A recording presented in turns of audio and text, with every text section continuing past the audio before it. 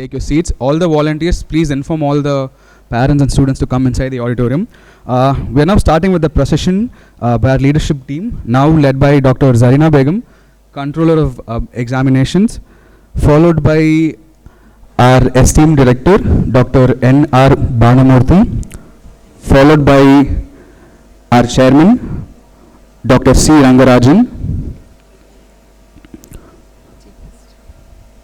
followed by our Chief Guest, Dr. Arvind Subramanian, followed by Dr. K.S. Kavikumar, Dean Academics, followed by Dr. Rakesh Nigam, Principal PGDM, followed by Dr. Brinda Vishwanathan, Dean Research, followed by Dr. Samitra Bauduri, Dean Students Affairs, and Dr. Naveen Srinivasan, Dean BA.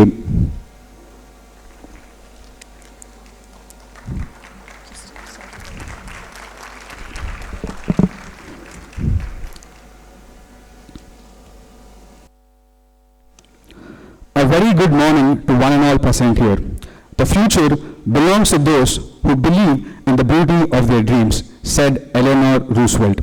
It fills my heart with immense joy seeing the buds that have blossomed into fragrant blooms, the swords that have been honed to perfection, and the milestones that mark a journey of excellence and perseverance at this grand event.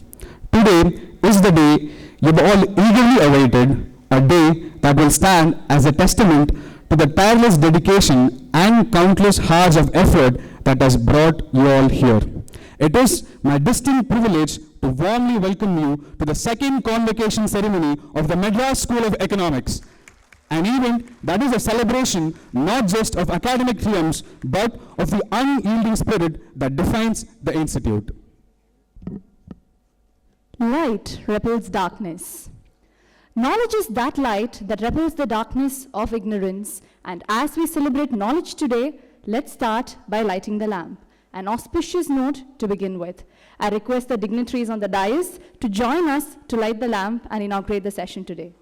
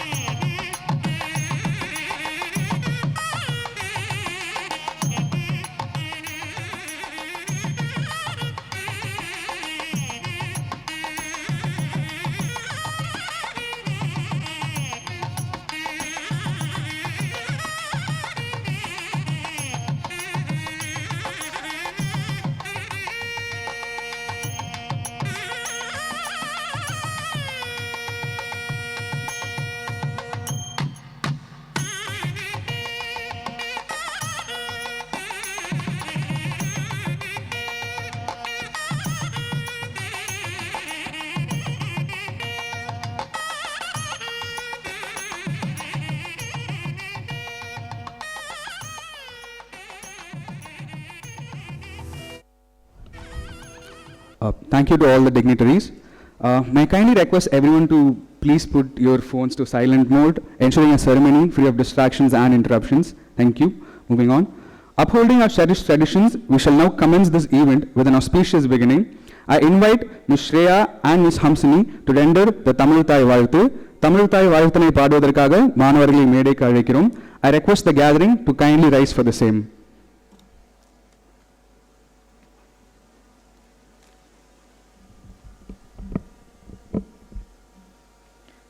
நீராறும் கடலொடுத்த நிலமடந்து கெழிலொழுகும்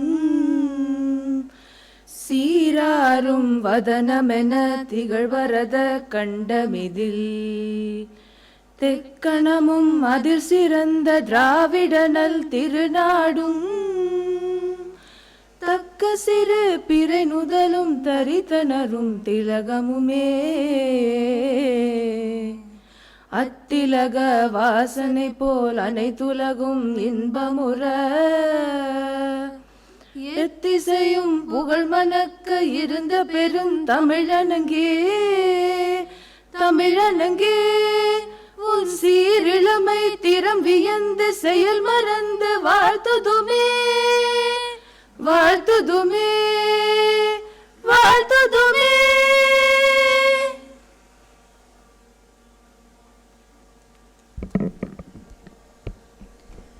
A good auspicious ode to begin with. And now we have our fellow students to felicitate the dignitaries on the dais. I call upon Zaid from the BA to felicitate our chairman, Dr. C. Rangarajan.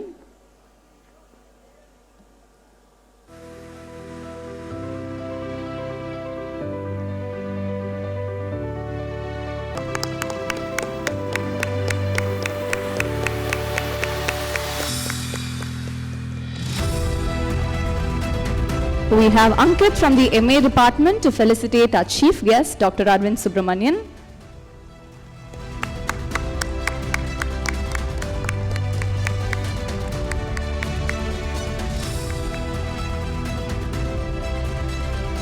And we have Ms. Angel from PGDM to felicitate our director, Dr. N.R. Banamurthy.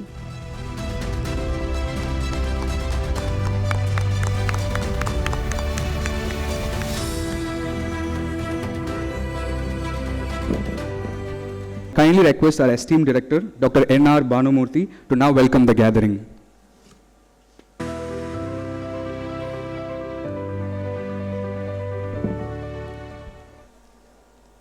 Honorable Chairman of Madras School of Economics, Dr. C. Rangarajan, Chief Guest for this second convocation, Dr. Arvind Subramanian, family members of our founder chairman, Dr. Raja Chalaya, Controller of Examination, Dr. Zarina Begum Irfan, Deans of various programs, Dr. Rakesh Nigam, Dr. Kavikumar, Dr. Soumitra Baduri, Dr. Brinda Viswanathan, Dr. Naveen Srinivasan, faculty members and staff of Madras School of Economics, graduating students and their proud parents who are here, other invited dignitaries, friends from media, and ladies and gentlemen. It's indeed an honor and a pleasant duty to give this welcome address during the second convocation of Madras School of Economics. First and foremost, I warmly welcome our beloved chairman, Dr. C. Rangarajan, who needs no introduction to this crowd. Besides his contributions to public policy in many spheres, which is very well known to all of us, in fact, in my own knowledge, there is no area where Dr. Rangarajan has not really contributed. And even today, I know I'm witnessing that. Even today, he is the most active researcher I have seen in the recent period. He has been our inspiration and also a guiding light in managing the affairs of the Madras School of Economics. On behalf of the whole MSE fraternity, I warmly welcome our beloved chairman, Dr. Rangarajan, to this convocation. And I also request him to preside over the function. Welcome to you, sir. Dr. Arvind Subramanian, former Chief Economic Advisor to Government of India, currently a senior fellow at Peterson Institute of International Affairs, again needs no introduction to the economics gathering that we are here. His contributions to public policy, especially in the area of trade, industry, and macroeconomics, is very well known.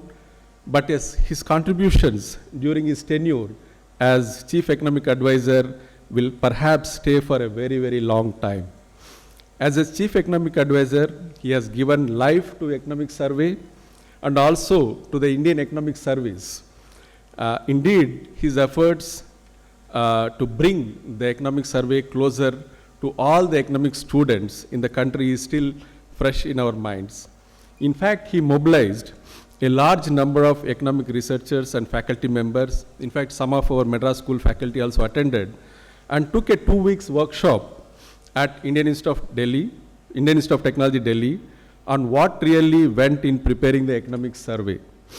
Friends, those videos are still popular and are available to everyone. I urge all the youngsters who are present here to see those lectures, and I'm sure you will benefit immensely. Thank you so much, Arvind, for that. In fact, we still look at those videos. In one of the surveys, he coins the term, what is popular now, JAM, that is Jan Dhan, Aadhaar and Mobile Trinity. And in another one, he provides arguments for what we are right now talking about, a semi-universal basic income, thus making economic surveys truly a policy document backed by research. He is currently working on Tamil Nadu economy, and his recent article on Tamil Nadu economy published in Financial Times. You'll be surprised by the title, Can India Reverse Its Manufacturing Failure? But there is a subtitle. It says the industrial boom in the southern state of Tamil Nadu offers a model for the rest of the country to emulate. I think that's a very, very interesting article. I thoroughly enjoyed. I am one of the beneficiaries of your writings. Thank you so much, Arvind, for that. I can go on speaking about Dr. Arvind Subramanian. Dr. Arvind Subramanian, welcome to this convocation, and we are eagerly waiting to listen to your work.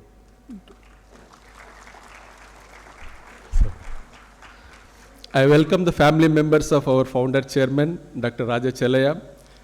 Madam Sita Chelaya is here. I'm very proud very happy to see Madam here. Welcome to this convocation, Madam. We also see daughter of Dr. Raja Chelaya. Welcome to this convocation. We are really touched with your presence, Madam, and whole MSE is very happy to see you in this second convocation.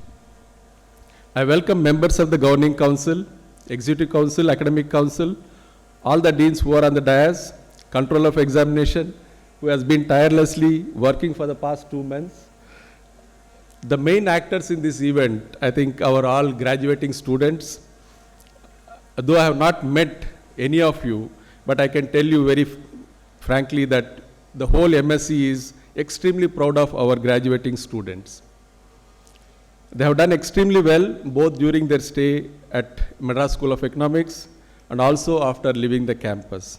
We welcome all our students and their proud parents who have put faith on our institution, and today I'm sure they're all proud of their wards' achievements. I can see there are many friends of Madras School of Economics. I can see Dr. K.R. Shanmugam, former director, who are present here, and also the media friends. I welcome all of you for this second convocation of the Madras School of Economics, and I'm sure with all your presence, this is going to be a memorable event. Thank you, one and all.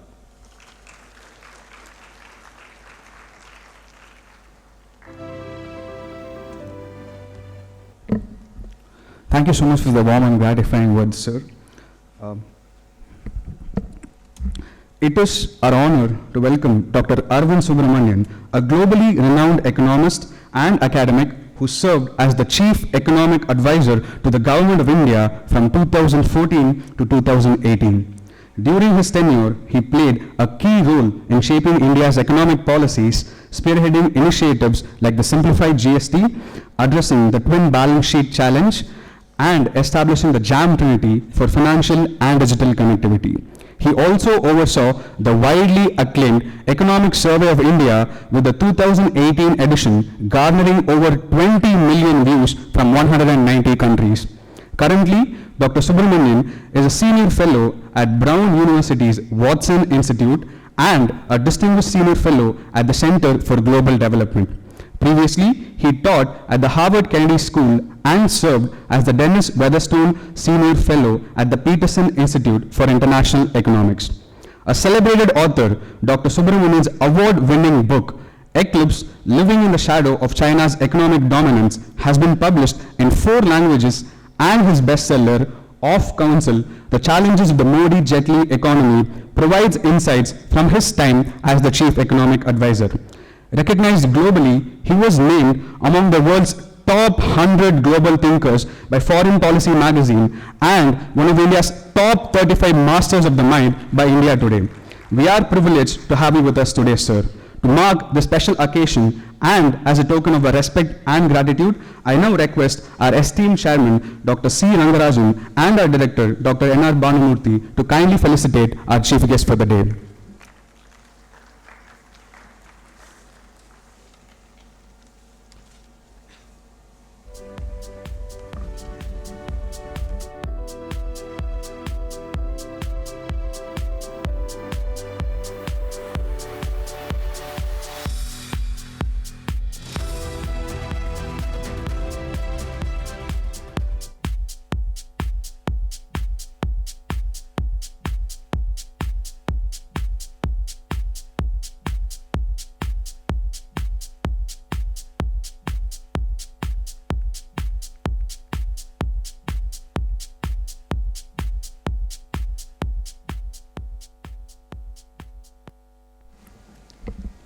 Dr. C. Rangarajan, a visionary economist, has left an indelible mark on India's economic landscape through his transformative leadership and insightful policymaking.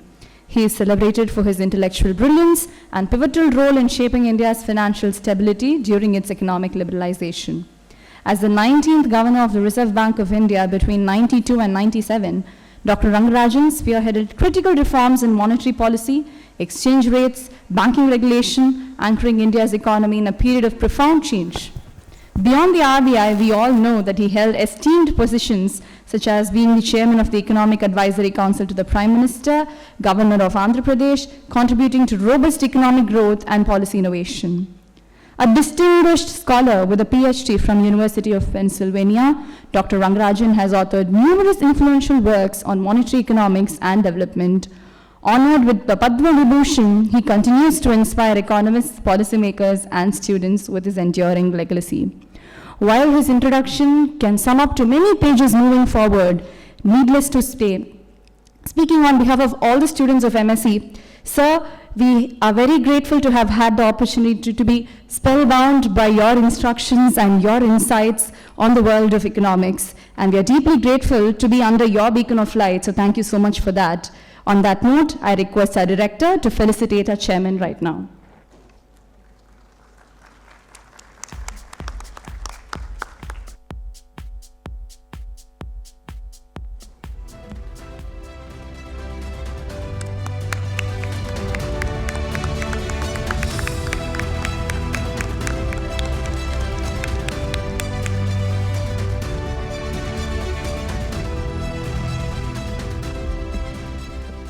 We have two very special guests who've joined us today for our event. We have Mrs. Sita Chellaya, the wife of our founder, Dr. Raja J. Chellaya, and Dr. Mallika Samuel, who's his daughter. So now I request our director and our controller of examinations, Dr. N. Bhanumurthy sir and Zarina ma'am, to felicitate our special guests for today.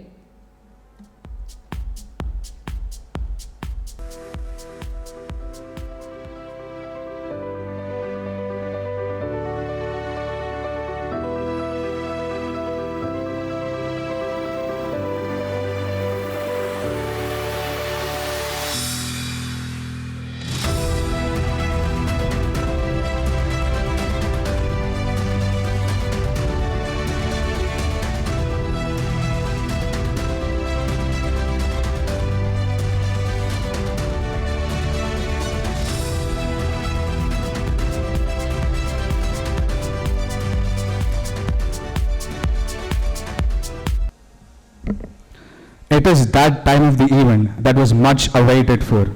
Now, I request our esteemed chairman to please declare the convocation open. This convocation of the Madras School of Economics has been called to confer the degrees upon the candidates who in the examinations recently held for the purpose have been certified to be worthy of the same.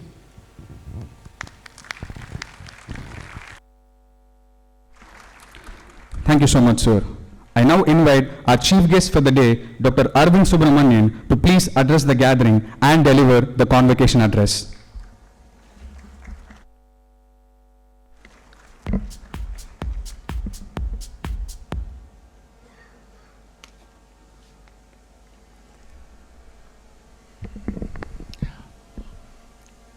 Good morning, everyone. First of all, Dr. Rangarajan, Dr. Professor Bhanamurthy, faculty of the Madras School of Economics, Mrs. Chelaya and Dr. Raja Chelaya's daughter, and all of you who are gathered here. It's really a great pleasure and honor to be invited to deliver this convocation address. For one thing, it's, I'm told, the second convocation address, which makes it particularly special. But as an economist, it's wonderful to be here at this very, very eminent institution of learning in India. And one way of conveying my kind of sense of awe and gratitude about the place is to just say that as an economist, as an Indian economist, you know, between Dr. Rangarajan, who is actually present here, and Dr. Raja Chelaya, who is here in spirit, I think just between these two great economists, you have covered, you know, macro and monetary economics and fiscal economics. So there's hardly any field left untouched by these two giants and luminaries who are associated with this place. So it's really makes one very honored and also feel very humble to have to come to this place. And all of you here are very, very blessed and honored to be part of this wonderful institution. First of all, the first thing to say is congratulations to the class of 24 for having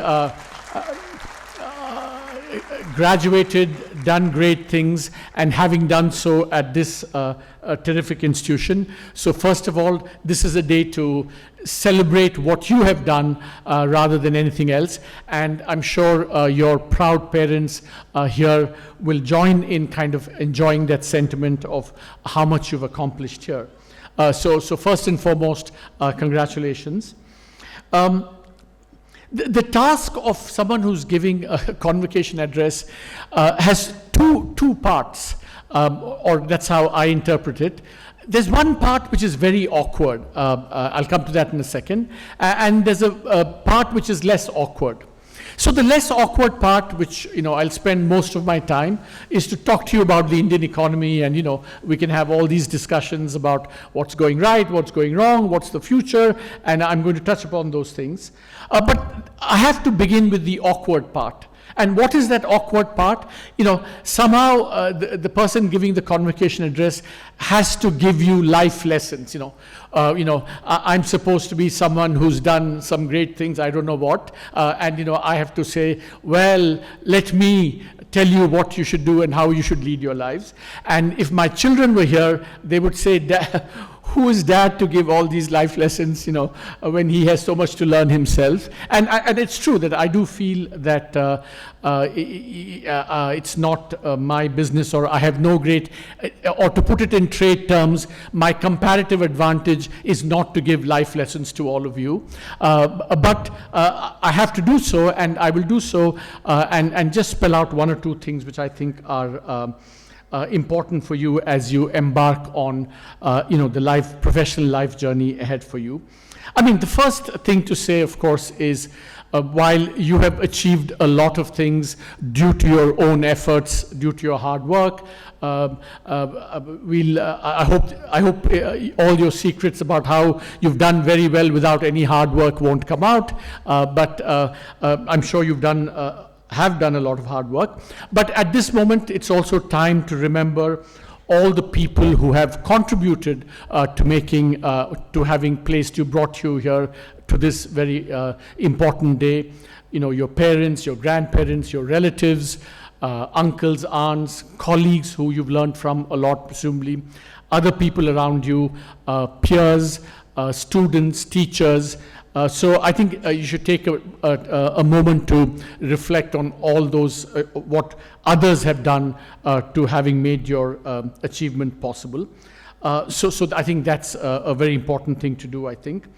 But just looking ahead, there are 2 or 3 broad kind of things I want to say, and many of these will sound like cliches, but I think all cliches have some truth in them. The first thing, of course, is that as you embark on your journey, I think it's a very exciting journey you're embarking on. Your entire future, your professional career is ahead of you. But the one thing to remember, of course, is that it is almost certain, which is true for almost everyone in life, that you will have more setbacks and disappointments than you will have successes. So I think it's important to remember that. And really the cliche about it's not whether you succeed or fail, but what lessons you learn from failure and how you bounce back from that, that's going to really determine how well and how meaningful your journey is going to be going forward. All of you, Dr. Rangarajan or whatever, we've done a few things, but I have to tell you that, I failed the IAS exam. I failed to get the first job that I wanted. I've written maybe a few papers, but for every paper that I've written, 5 papers of mine have been rejected. And I could go on and on and on about all the failures and setbacks that I've had in my own life. So it's just important to keep that in perspective as you embark upon your journey ahead. The next thing I will say is that and this is really, really important, that all of you, as you're entering your next phase of your life, and in fact your journey ahead, just remember that there is no one path to success. There are many, many, many ways of being successful. And just to give you a sense that many of you you're all going to choose a very, very diverse paths, diverse careers, as you should. And these are all going to be personal choices. Some of you are going to go on to do research, maybe become professors and academics like your faculty here. Some of you may join government. Some of you will join the private sector. Some of you will join the non-profit sector. Some of you will work with public sector enterprises. Some of you will work with local governments.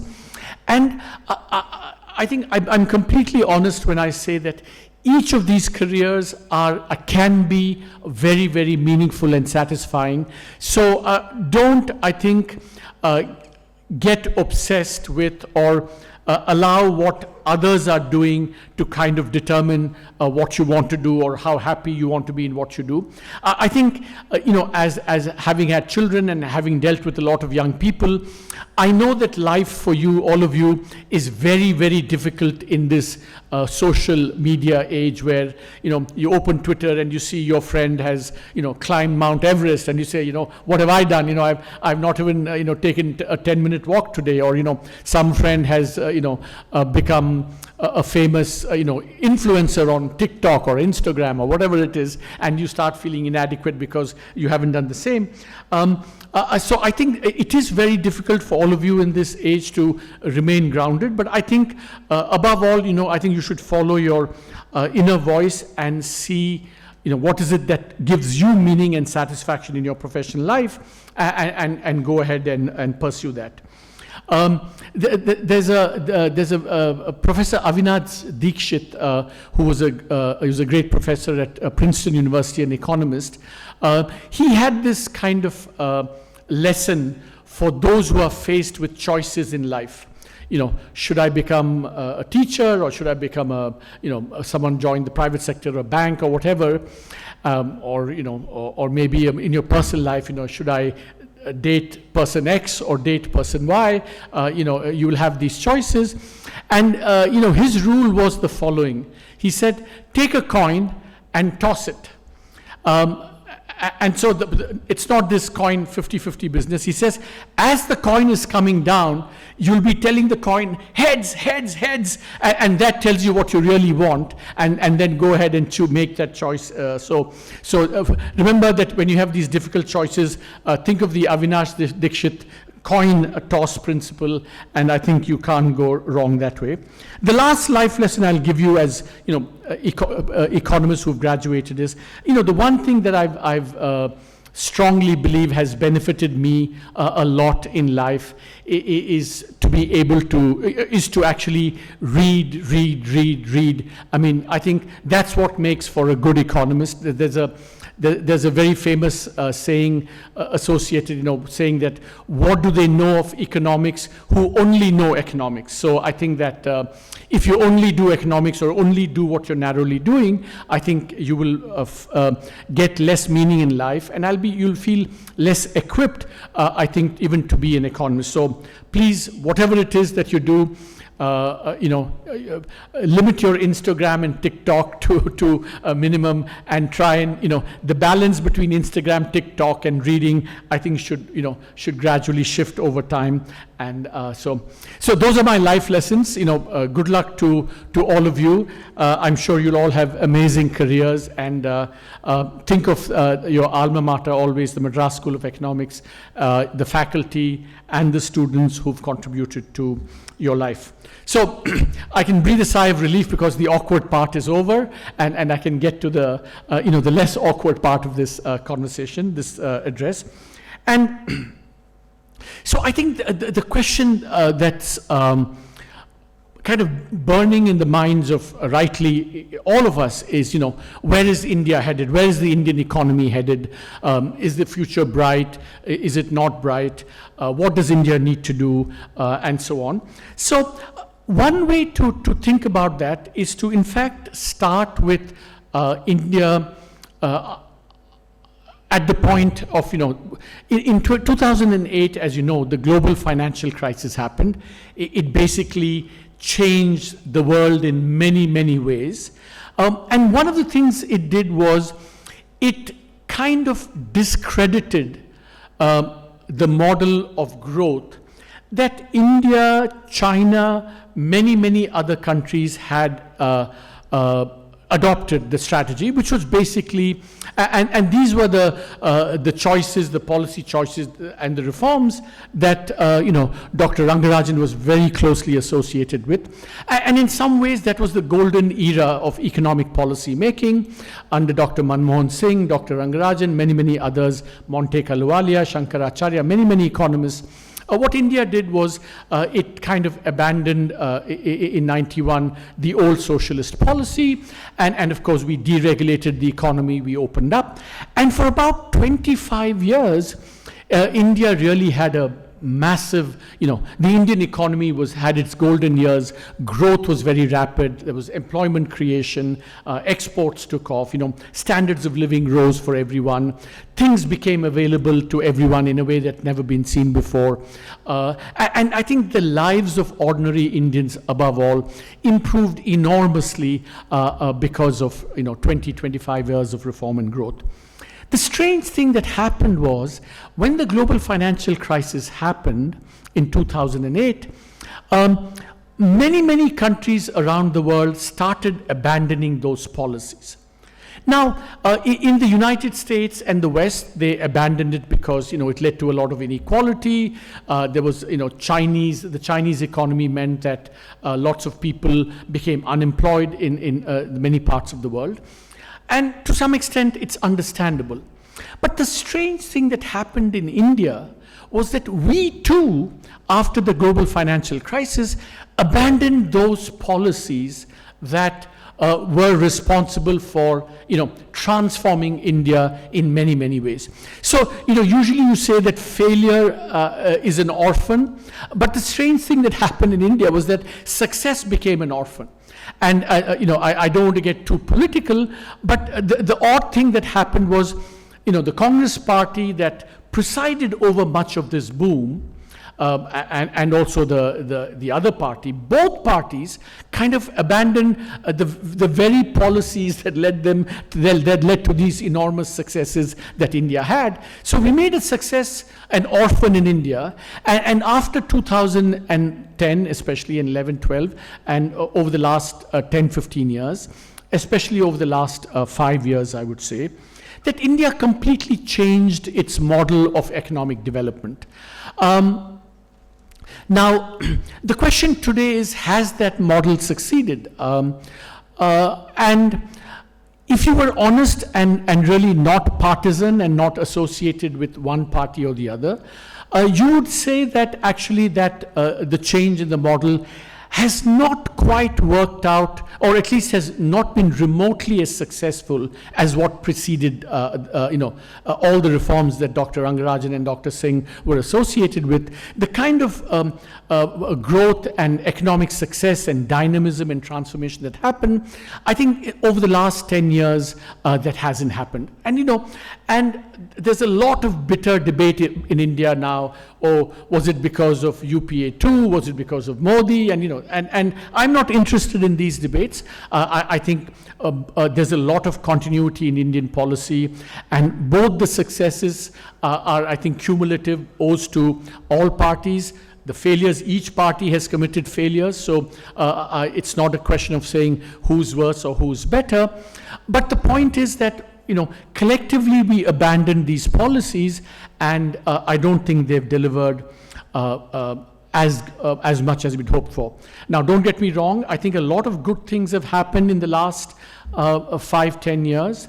For example, I think this whole JAM Trinity, I think that has been, the rise of the digital economy in India, digital platforms, and I think I use the phrase called new welfareism to say that this government has been very, very good at delivering lots of essential goods and services to people using this JAM technology or the JAM Trinity. People have got cooking gas, people have got toilets, people have got bank accounts, people have got water, and now more and more, of course, lots of people are getting cash, as it were. Just an aside on this cash. So Bhanu was kind enough to refer to universal basic income, right? So it is true that it's not a policy recommendation that I thought of or it mine, but lots of people had been talking about universal basic income. And in the economic survey, what we did was to make a very strong case and kind of raise the profile of universal basic income. And today, you must have seen all these estimates. In some form or the other, lakhs of crores are being transferred to households or to even women in various forms, which kind of, at one level, it should make me absolutely thrilled that something that we recommended and elevated has been adopted so widely. So on the one hand, as an economist, one should feel very, very happy about this. But if you were to honestly ask me whether the universal basic income has succeeded, I feel actually 5-10 years on somewhat ambivalent about universal basic income. And the reason is that, when we recommended universal basic income, I think we had very clearly said that, this, in order to be able to afford it, governments, if they implement universal basic income, they should make offsetting cuts in other parts of their government budget. Otherwise, you will just add more and more expenditure, and the fiscal positions of state governments will become very, very weak as a result. And in fact, what has happened is that people, government, state government, central government, they have implemented universal basic income type schemes, but there's not been that corresponding kind of a reduction in expenditure. So it has become, obviously it's very useful, but it has also had some adverse consequences in terms of making government finances much more vulnerable than they used to. The other reason I've become a bit ambivalent about universal basic income is something that I hadn't quite grasped when we first thought about this, is that the beauty about universal basic income in some ways was the simplicity of it. Just transferring cash to governments, you reduce the middleman, you reduce leakages, you reduce corruption. And Rajiv Gandhi famously said, out of every 1 rupee spent by governments, only 15 paise reaches this. But with cash transfers, almost all the 1 rupee reaches the intended beneficiary.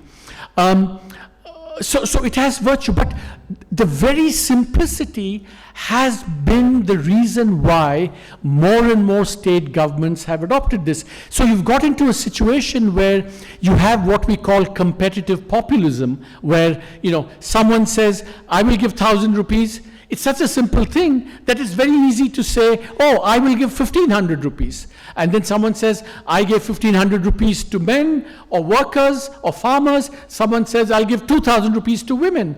And, you know, as you know, giving cash transfers to women has become very popular. So there's been this escalation of populism as a result of a very core feature of universal basic income, which is its simplicity. And that's why I've become more ambivalent. This aside is just to say that, you know, you should never think that you've propounded great ideas or whatever, because often it comes back and bites you. That too is a lesson for all of you in your careers. Be careful about your successes, because one day it will come back and haunt you in some way or the other. But coming back to the Indian development model, today what we see in the economy is that this new change that we have has not led to a lot of private investment. Foreign direct investment has come down. And, you know, a strange thing about this model is that the government has come to believe that the way to promote, the way to industrialize or to create a very strong economy is to promote a few national champions.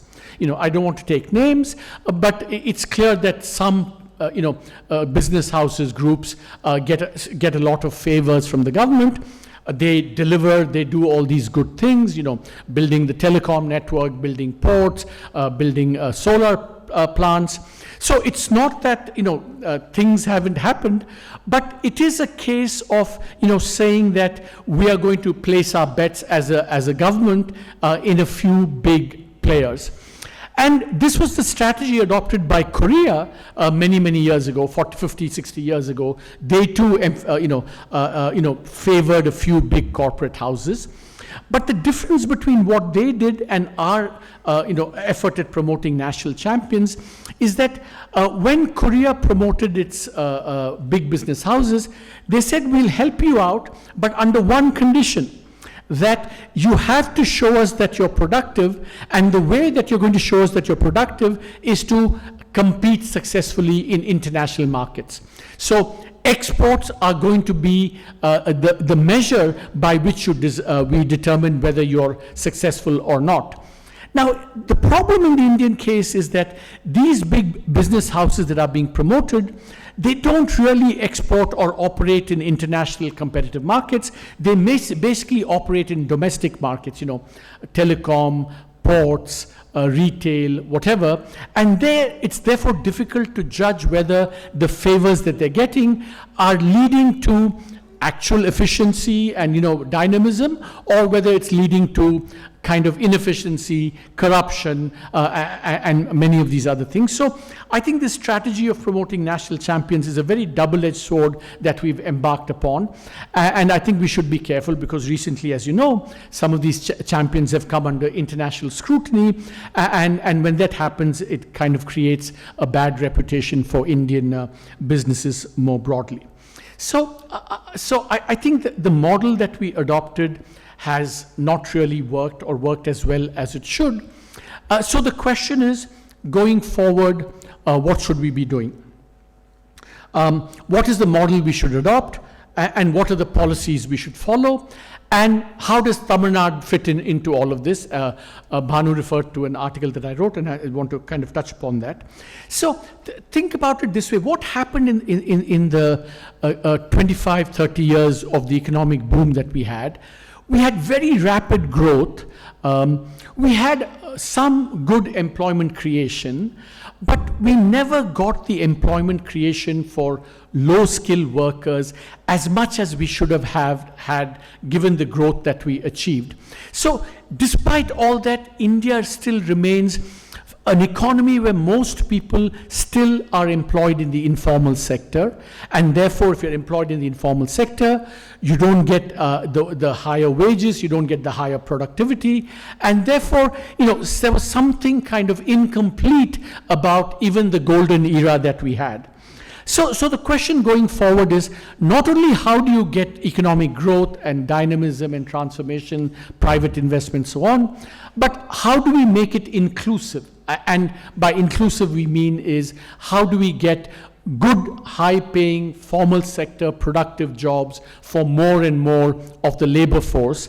And then, so that's kind of, I think, the biggest challenge that India faces going forward. Now, 3 models have been advocated. One advocated by Rohit Lamba and Raghuram Rajan is India has strength in services, therefore we should do services. And what they mean is that these high-skill IT type services. The problem with that strategy is, and I think this is something that all of you should be aware of, I think all of you are going to be part of this high-skill services economy in some way or the other. The problem is that this kind of growth can only increase the opportunities for 1, 2, 3, maybe 5% of the labor force. Because by definition, only 5% of the labor force is educated and high skilled. So this strategy of promoting services is going to be, it may give us growth, but it will be very, very non-inclusive. It will leave a lot of people behind. So I'm not totally enamored by this, we must emphasize services kind of thing. Some others say, Danny Roderick of Harvard has a piece with Joseph Stiglitz saying that, no, we should emphasize other services, like retail or, housing, transportation. The problem with that is we know from all the experience that the really rapid growth in productivity and high productivity stuff only happens in goods and services that are internationally traded, whether it's IT services or manufacturing or exports. You don't get the dynamism, the inclusive growth, because the reason they say emphasize these other services is that they are employment intensive. So you won't get the problem of the first model, because this will affect many more people. But the problem is that you won't get the high productivity, because by definition you cannot increase the productivity of a retail sector beyond a certain point. So, which leaves one with the third model, which is that if we want inclusive growth, there is no choice but to do labor-intensive manufacturing. And this is my very strong view that we never did labor-intensive manufacturing. We have no choice but to do it going forward. However, the reason this choice now has suddenly again come alive is because of what is called the China Plus One opportunity. That is, over the last 10 years, especially the last 5 years, all these foreign companies that were producing all these labor-intensive goods, etc., from China, they are moving away from China, and they are saying, where can we invest in a way that's comparable to China? And I think this is our golden opportunity to try and attract some of this investment into India, so that we too can become a kind of, not a manufacturing powerhouse like China, but to do much more labor-intensive manufacturing than we do today. Just to bring it to the current moment to some extent, and to be a little bit controversial. So yesterday, the Reserve Bank of India issued its policy statement. They said growth is slowing down, and therefore we're going to take some actions, which is cutting some interest rates.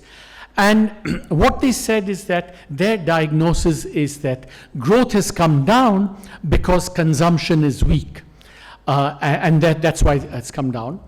And the problem with this kind of thinking is that, and this is very common in India, that we always say, I can guarantee you that at any point in time, if there's any debate in India about why growth is slowing down, 85 to 90% of people will say, oh, there's not enough demand in the economy. I'll guarantee you that.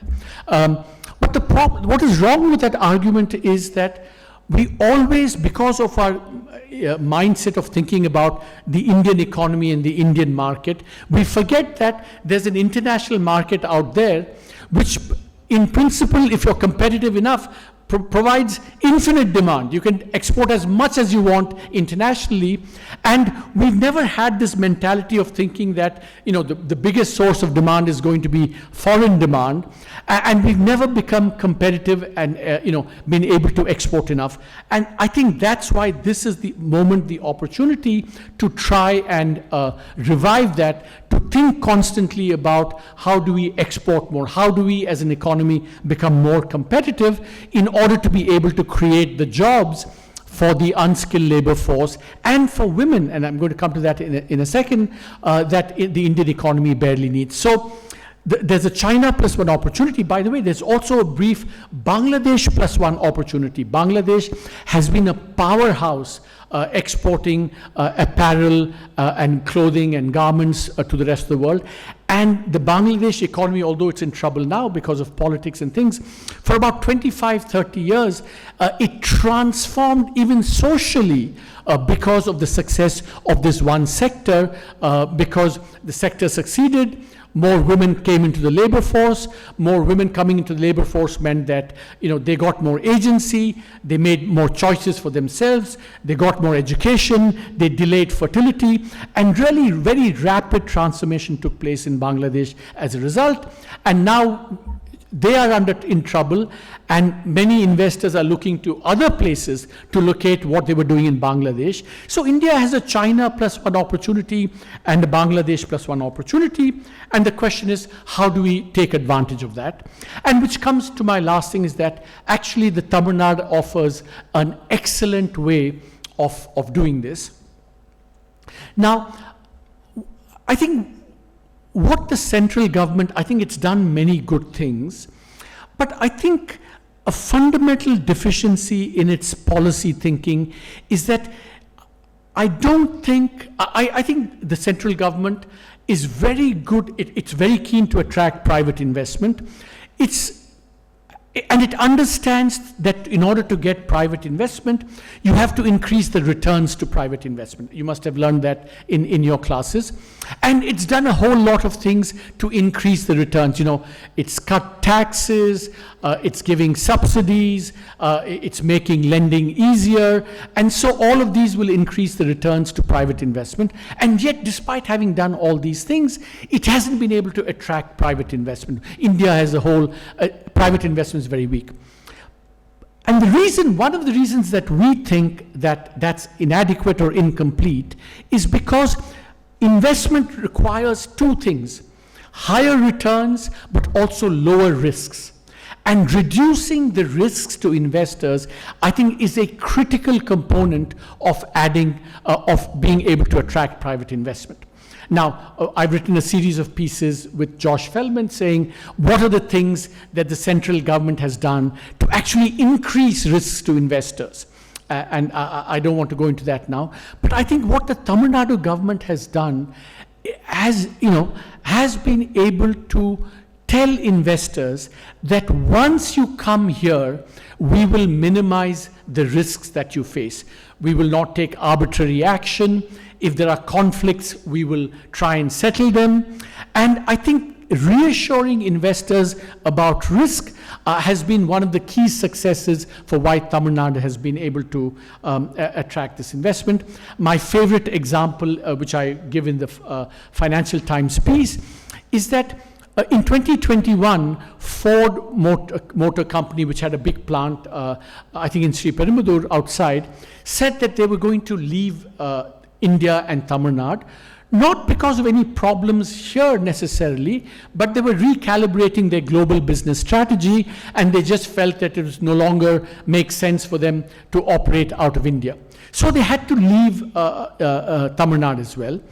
And what the Tamil Nadu government did was actually quite amazing. They said that, because in most places in India, if an investor says we're going to leave, the involuntary knee-jerk reaction of state governments would be, why are you leaving? How dare you leave? We'll make life very difficult for you to leave. We will not let you leave. We'll try and extract as much as possible from you before we leave, etc., etc. The Tamil Nadu government did just the opposite. They said, if you want to leave, fine. We'll actually make it easier for you to leave. You have a land issue, you have a labor issue, we'll help settle it for you. And so Ford Motor Company left.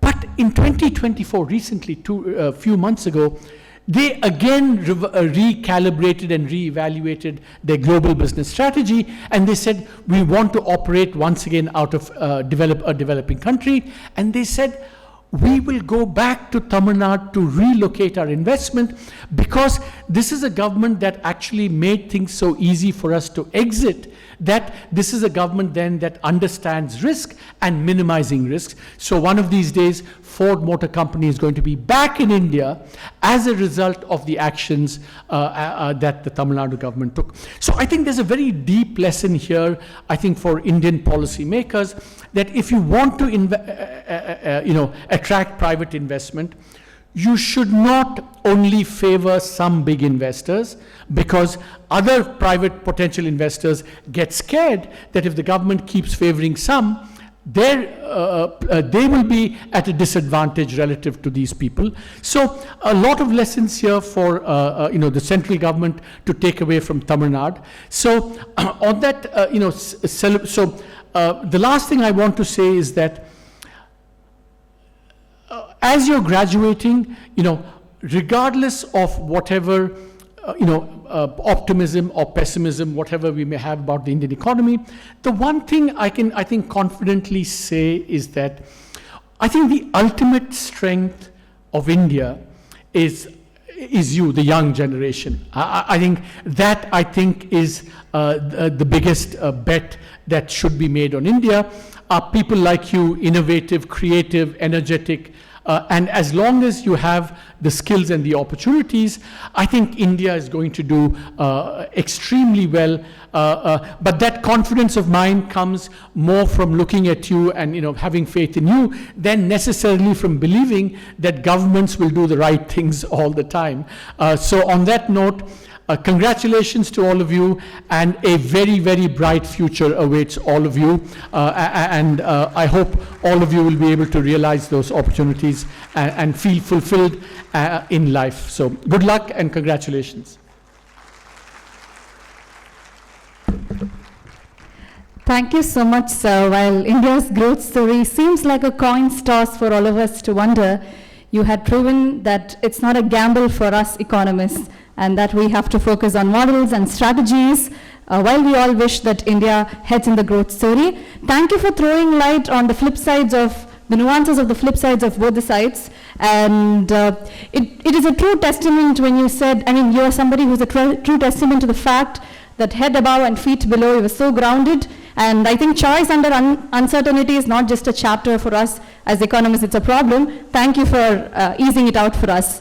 So on that note, now we shall honor our gold medal awardees of the ME batch. I request Dean of Academics, Dr. K.S. Kavikumar, to take over.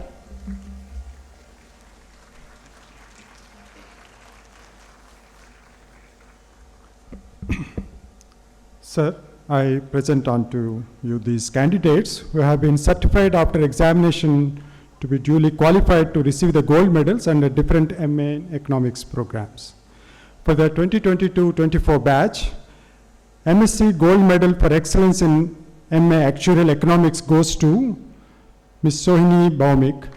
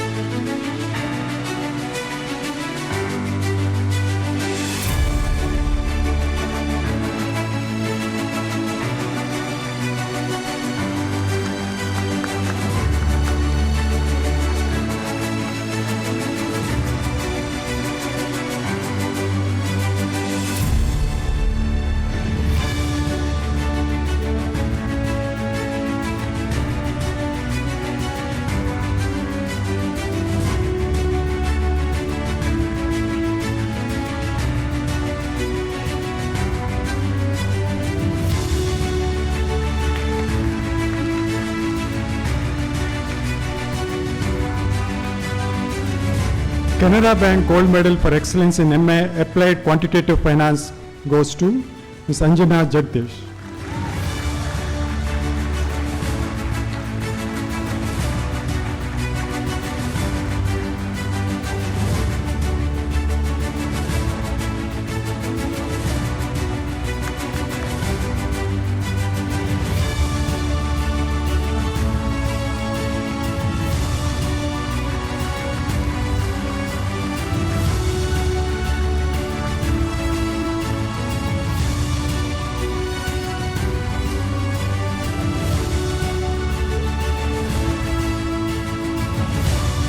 S. Bhuthalingam Gold Medal for Excellence in Environmental Economics.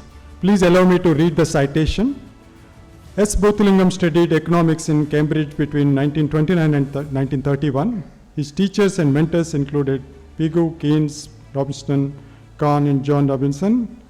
Bhuthalingam thought economics as an organic science more akin to biology than to physical sciences. He considered economics as more of an evolutionary process where a multiplicity of causes work together rather than exact science strictly governed by inexorable mathematical laws. Bhuthalingam joined the Indian Civil Services in 1931 and after 35 years of exemplary service retired in 1966. After retirement, he was appointed as the one-man committee to look at the reform of the direct taxation. Subsequently, he became the Director General of National Council for Applied Economic Research, NCAR. Bhuthalingam was closely involved both in formulation and implementation of the economic controls. He thought that markets must be used as sailors use the wind. He was known for his integrity, confidence, and conviction. The S. Bhuthalingam Gold Medal goes to Aishi Gupta.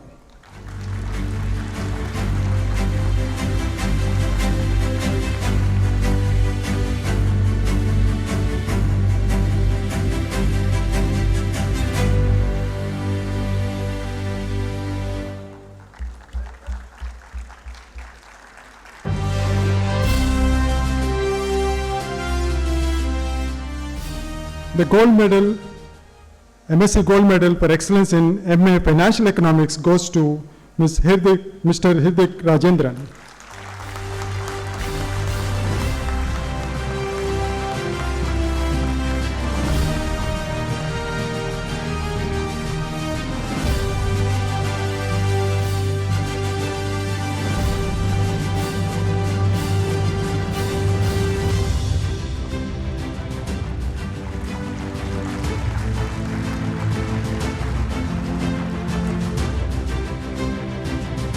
Canara Bank Gold Medal for Excellence in MA General Economics goes to Mr. Shamik Pahari.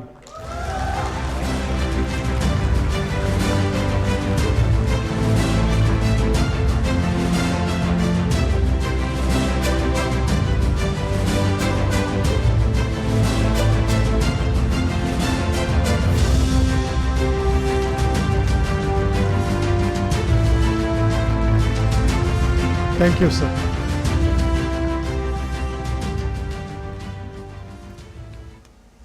Thank you so much, sir. We shall now honor the gold medal awardees of the PGDM program. I request the principal, MSE School of Management, Dr. Rakesh Nigam, to please take over.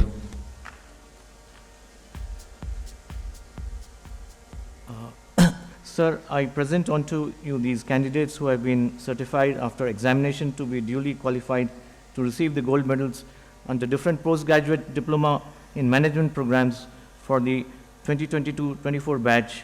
The Shri G. Ramchandran Memorial Gold Medal goes to Ms. Shilpa Saira Joseph, PGDM and Finance.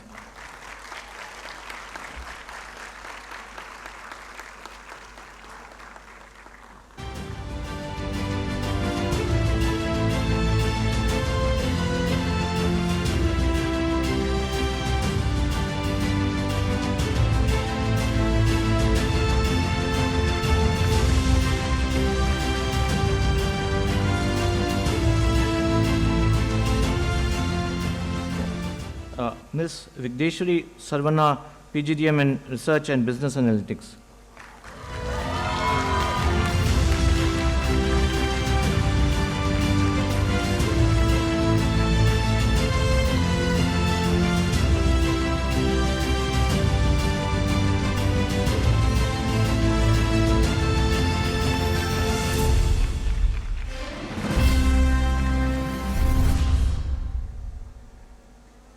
Thank you, and once again, congratulations to the students.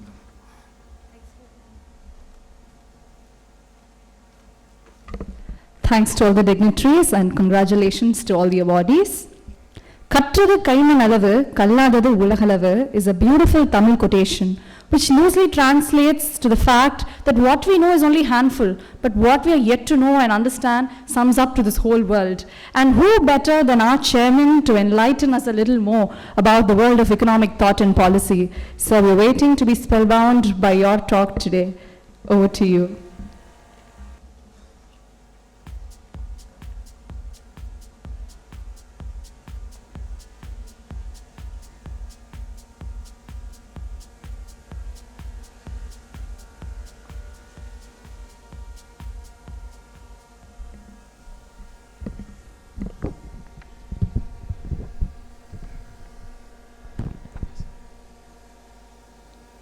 Dr.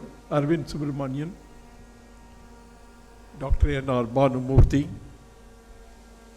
Mrs. Challaya, Marcel, members of the various governing bodies of Madras School of Economics, faculty members and staff of MSE, graduating students and their parents, and distinguished invitees. With the passing of the Madras School of Economics Act of 2020, the MSE acquired the status of a special institution with special importance with degree granting power. Until then, the degrees were granted by the universities with whom MSE had a memorandum of understanding. In this convocation, which is the second in the row of where the degrees are granted by MSE in its own name, and the students of the MA program who have completed will get the degrees now, and those who completed the postgraduate diploma in management will get the certificates or the diplomas. In fact, it is an important development in the evolution and the history of Madras School of Economics. For nearly 30 years, we have been seeking the help of other institutions in order to give the degrees. That has changed. This institution was set up 30 years ago, or little more than 30 years ago, because of the vision and courage of Dr. Raja Challaya, the eminent fiscal economist of the country. We do hope the hope with which Raja Challaya established this institution will be maintained, and hope to develop this institution into one of world-class excellence. Let me at the outset congratulate all of you who are graduating today. A word of special appreciation is also due to those who have been receiving the awards. In a way, one stage in your life is coming to an end and another stage is about to begin. As you move on to the new stage in the life, you also have to understand that your future is intertwined with the future of this country. But at the same time, you have the opportunity to contribute towards the development of this country. Youth is full of idealism and ambition. Idealism without ambition may not achieve much. On the other hand, ambition without idealism is dangerous. May you combine the two in the right proportion. We all talk about corporate social responsibility, but there is also a private or a personal social responsibility. As we move ahead, I do hope that you will recognize and be conscious of your social responsibility and do what is required in order to, for the betterment of the vulnerable sections of the society. Once again, my congratulations and good wishes to all of you.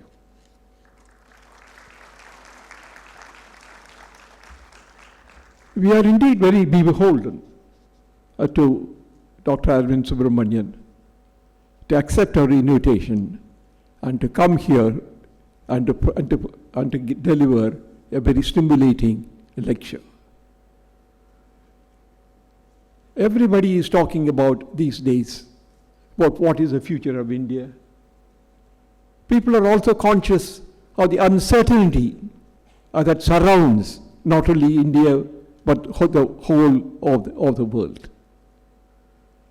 In fact, one is not very clear that after the new president assumed charge in late January of 2025, what will happen to the evolution of the economy world over is a big question. Not only America, the United States, is disowning what it used to preach to others and take on or move the economy in the direction in which it may do much damage. We do not know whether all that is being said now will be implemented, but if it is, then I think we all face a very critical situation and we all need to understand what we have to do. Arvind Subramanian talked today about the various possible models that are available for countries like India to still take advantage of the situation and move forward. If you look at the history of independent India, it is quite clear that in the first few decades after independence, we had a view on what needs to be done in order to move fast, and that was, in a sense, linked to what Soviet Union or certain other countries had accomplished. In some sense, we cannot blame the policymakers at that particular point in time. There was no very clear model available at that time for developing countries or the underdeveloped countries as they were called at that time, to move forward. But the real problem was that after 2 decades of the model which was practiced, when things were not going fully in the right direction, we still went on to move in the same direction. We still stuck to the same ideas. It was the crisis of 1991 which finally told us that we need to make a change. The most important thing about the crisis of 1991 and the way we handled it is that we just did not solve the balance of payments problem. That is simple enough. But what we did was to solve not only the balance of payments problem as it was emerging at that time, but also to see that the economy moves in a direction in which that the need for such a crisis will not arise, or such crisis will not arise, and we will be able to really move on. We made a break with the past in three important ways. Like, for example, we did away with the multitudes of permits and licenses and controls. We also re-looked at the role of the state. And finally, we gave up the import substitution strategy of development. As Arvind pointed out, we did get good results in the up to about 2008 or 9, because if you look back between 2005-6 and 2007-8, the average rate of growth of the Indian economy was more than 9%. That is according to the 2004-5 national income accounting basis. Therefore, as we come now, yes, the growth rate fell after 2011, and many other factors could be attributed for the failure to grow as fast as we did in the early part of the century. Now, it is not that easy, I believe, to come to a conclusion as to what be the right approach at this particular point. I have a point to make. I do not think that the strategy of development now can be unidimensional.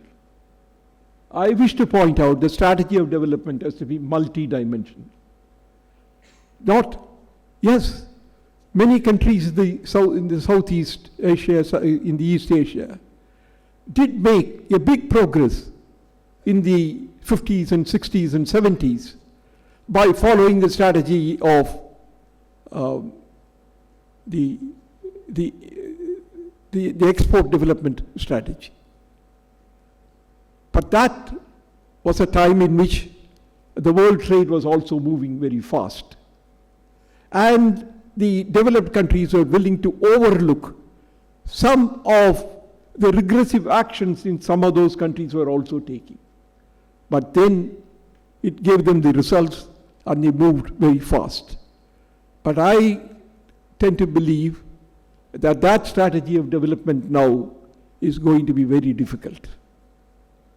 Because the way in which the developed countries are now reacting to the exports from the other developed countries of the world is very different.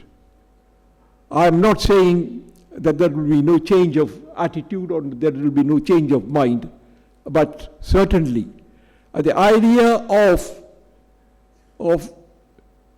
exports really solving the problem is going to be very difficult. I think there are opportunities. Certainly there are opportunities. But whether we can be able to exploit those opportunities and whether the developed countries will really be willing to open up is not very clear at the moment. If it is, I will be very happy to follow the developmental strategy that had given great dividends to several countries in the 50s and 60s. But certainly I do not think that opportunity is going to be there in a big measure. Therefore, I would say when I call this multidimensional, yes, exports are a test of efficiency, and therefore promoting exports and exports doing well is extremely important. But it is not only a question of export of services or export of labor-intensive services and so on. Whether all of those things will still be open is the question. I have some doubts about this labor-intensive services opening up. In fact, the new technology that is becoming dominant in the world, whether it is AI, machine learning, and so on and so forth, we are not very clear how far the labor-intensive approach would be appropriate. I'm not saying that is not, that gate is not open. It is there, and it can be open. But whether in the context of these great developments in technology, how they will be combined with the labor availability in countries like India, is how it will turn out, is something that we have to wait and see how that going to take shape in the years to come. I think it is important that external demand is critically important, and we should do it. But I think at the same time, we need to develop agriculture, we need to develop the internal markets and so on, and not solely depend upon the services that or any other labor-intensive merchandise that can be exported. I am not excluding anything. That's why my approach is, it is multidimensional. Look at all the possibilities and then work on that basis, and not exclusively depend upon any one strategy. Well, I think the big problem that we in India are going to face is, how do we match growth with utilization of labor? It is not very clear at this particular moment that as output increases, it will be possible also to provide employment to a larger number of people. The conflict between the two, because of the new technology, to my mind, is critically important, and we need to note how to get out of it. I think there are many other issues that arise besides employment, but I think this is not the occasion to talk a lot more. I will stop here, but I once again greet the students who are graduating today and wish them well in the years ahead of them. Thank you very much.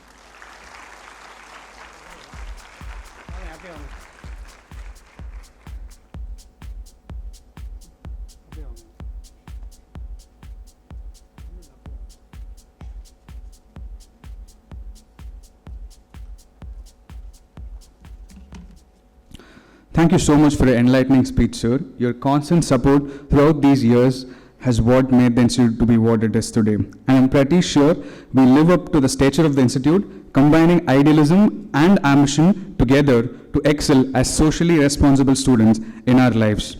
Now, it's time to award the MA Badge 2022 to 2024 candidates of their degrees, a testimony to the knowledge sharing capacities engaged in these years. I request Controller of Examinations, Dr. Zarina Begum I, to take over.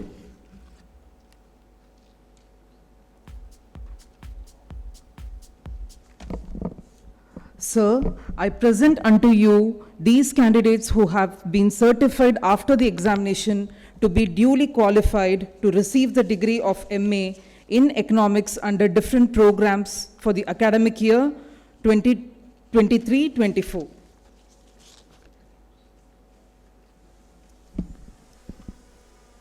From the Department of Actuarial Economics, we have Amrita A.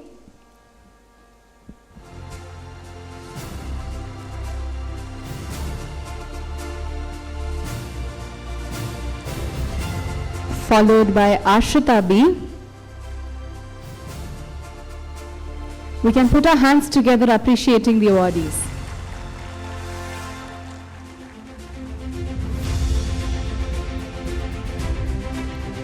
Ashrita B. from Actuarial Economics.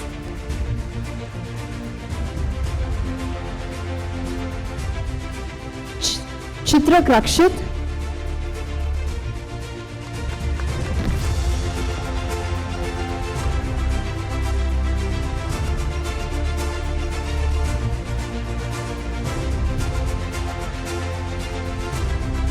Hardik.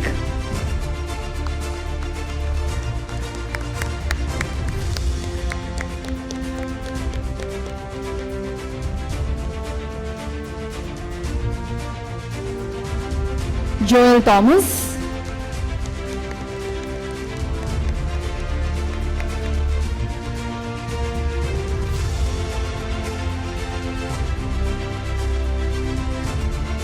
Madhwalla Manaswi.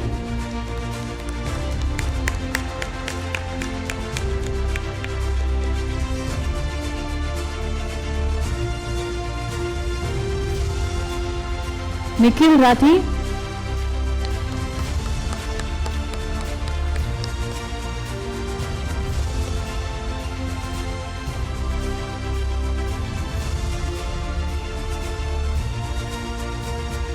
Nitin Abraham Prasad.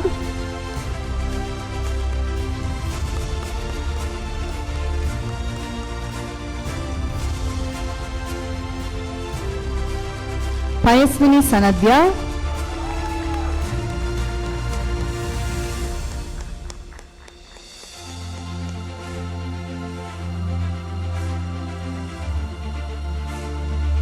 Sai Srilata S.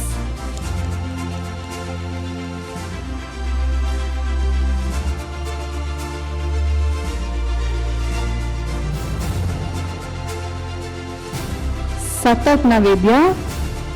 Can we all put our hands together and appreciate them?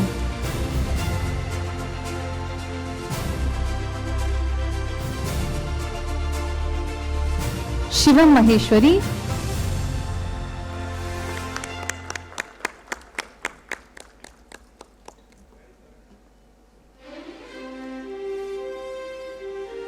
Shubham Gupta.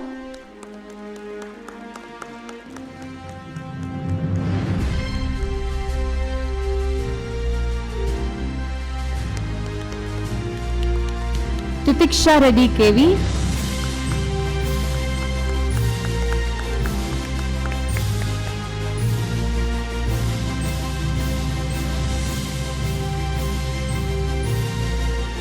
Vaishnavi.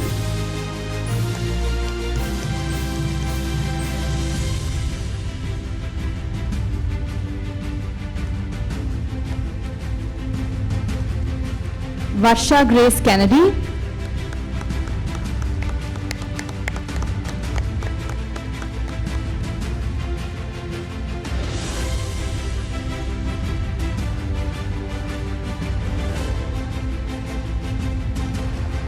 Vrinda Bill.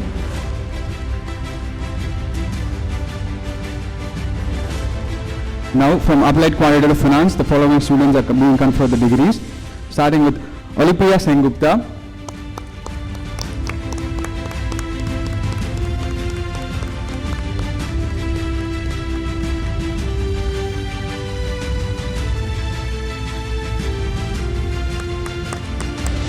followed by Amisha Agarwal,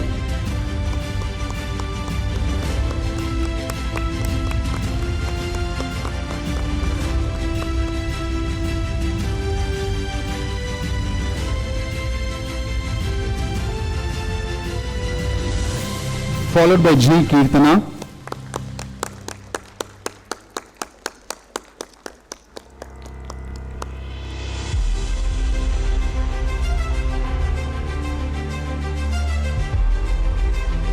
followed by Jagdishwaran C.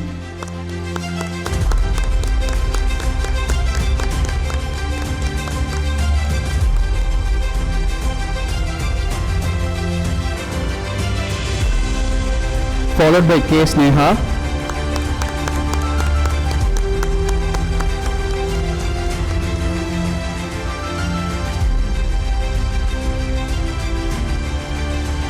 Followed by Kush Saini.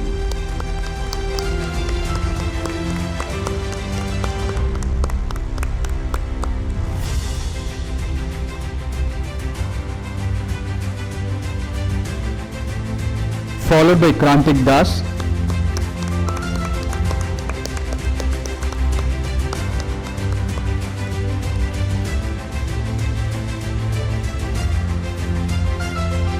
followed by Latika Suresh. A round of applause for all the degree holders, guys.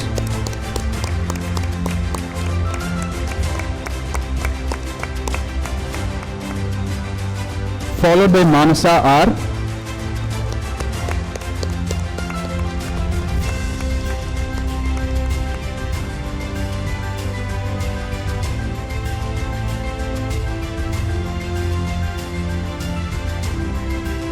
Followed by Nitish S.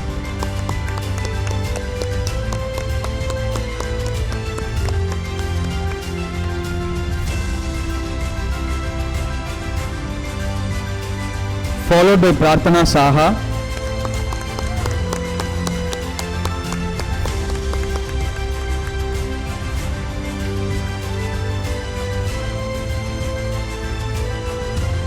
Followed by Pratham Goel.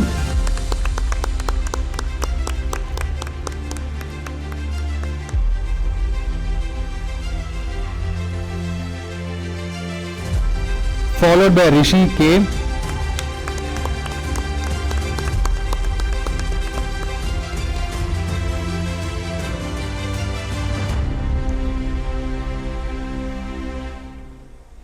Followed by Ronak Harjani.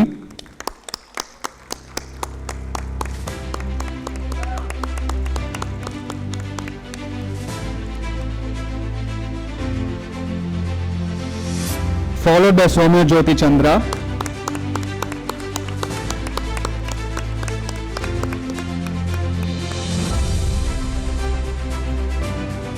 Followed by Sunaina Binani.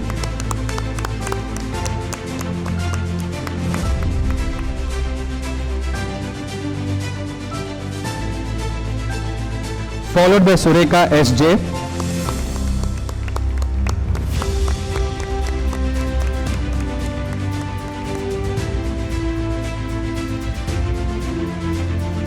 Followed by Swapna Sen.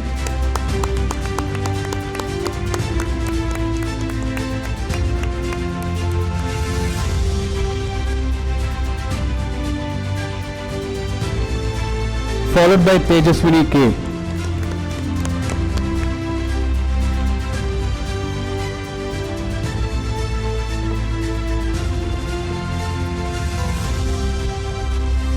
We now have students from Environmental Economics. First, we have Harsh Mittal.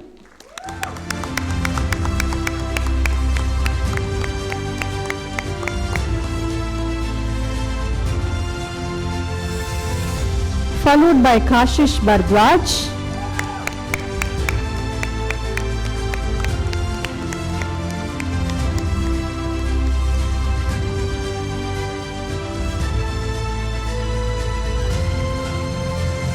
We have Mohammed Faris A.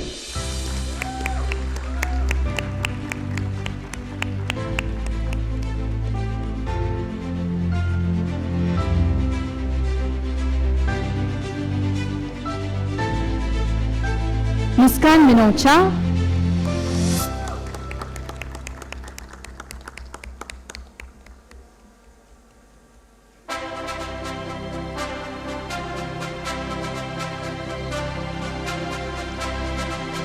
Nivedita Bobal.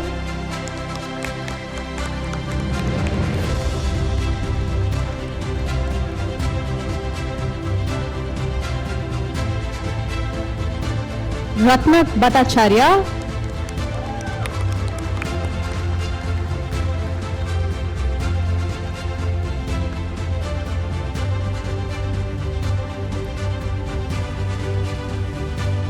Shivangi Rajput.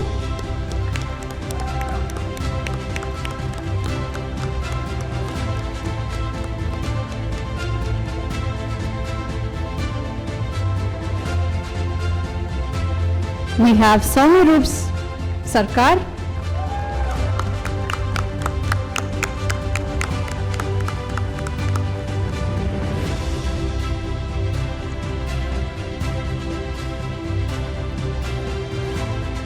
Ms. Tanya Soni.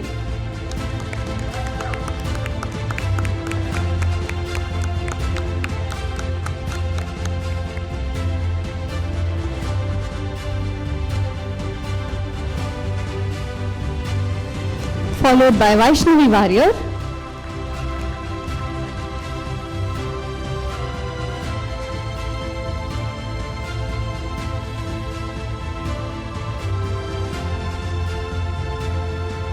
Ms. Vatsala Singh.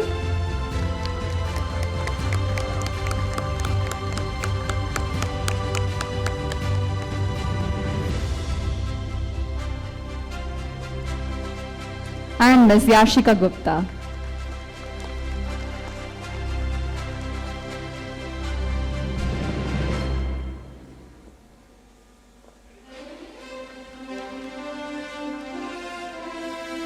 A huge round of applause to the following students from Financial Economics batch who are being conferred with the degrees. Starting with Adi Kant Mishra,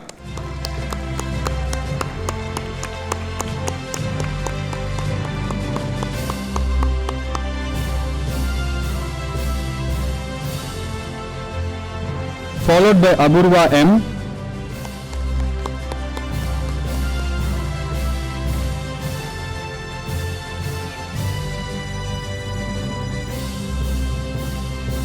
followed by Aditya M,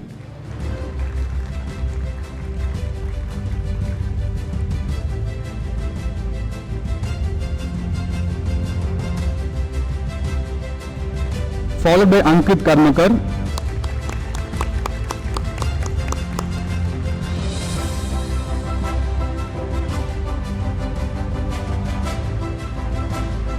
followed by Bharati Raja M,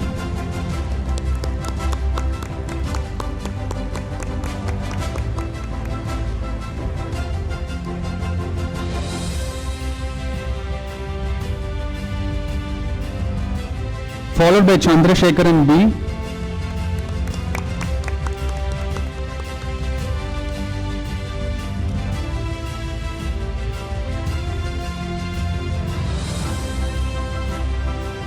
followed by Disha Kapahi,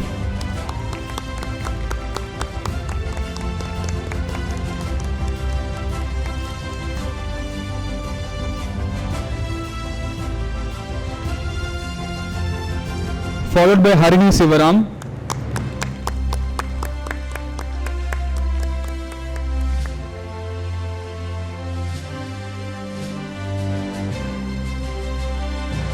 followed by Monica T,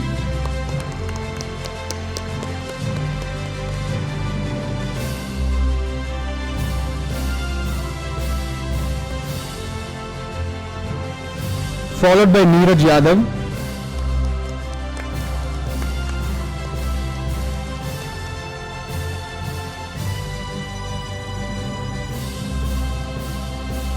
followed by Anji Sandip Chakraborty,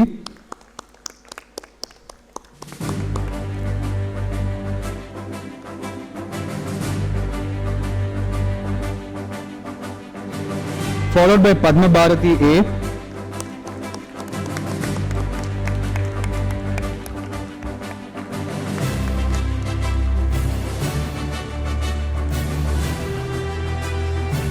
followed by Prabhudev SK,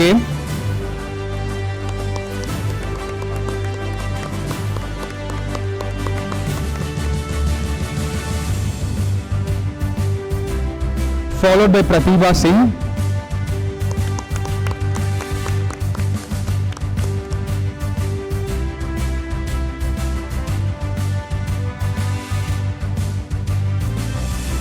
followed by Priyanka Ranjan,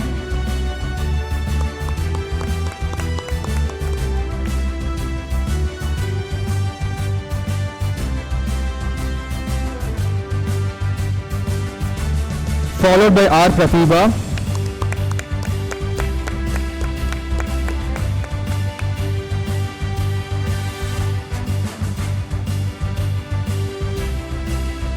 followed by Ramya S,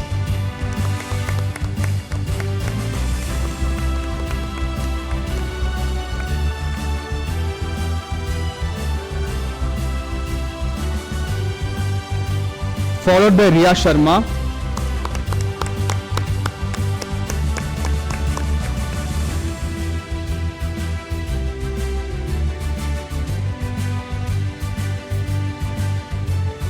followed by Ruhi Shahnawaz,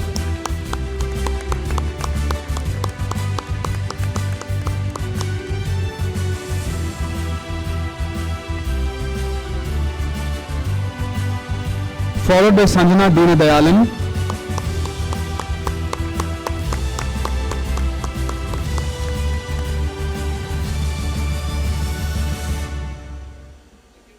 followed by Shobhan Raj KV,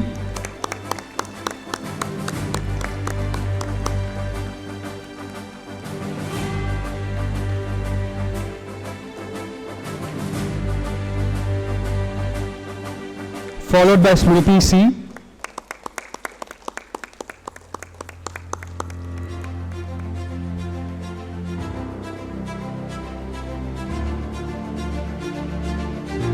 followed by Srinidhi S,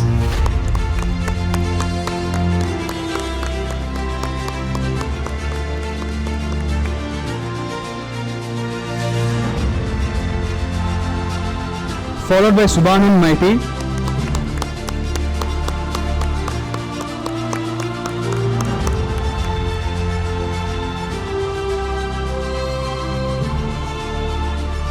followed by Sweta S,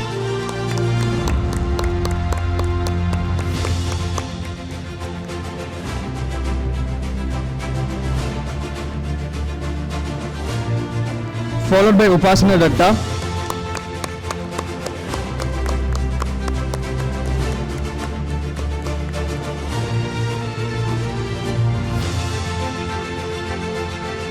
followed by Yashvardhan Saxena,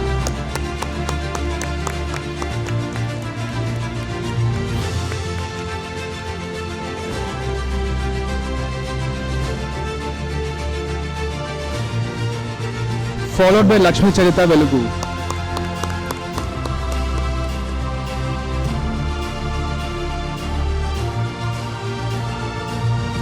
Moving on to the batch of General Economics, we have Adarsha Chattopadhyay,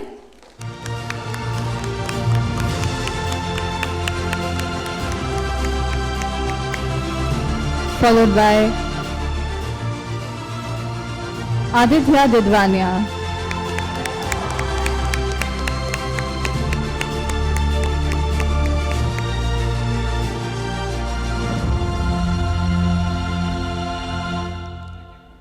We have Ms. Arshita,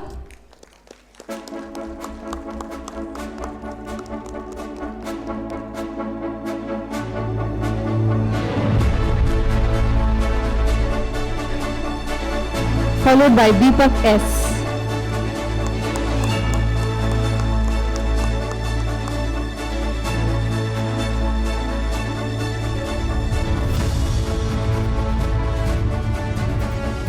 Devika J. Nair.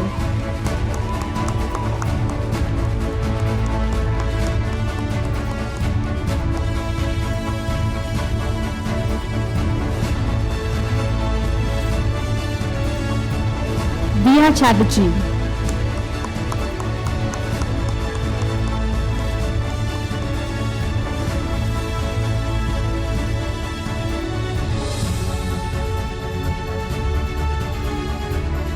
G. Venkatanvita.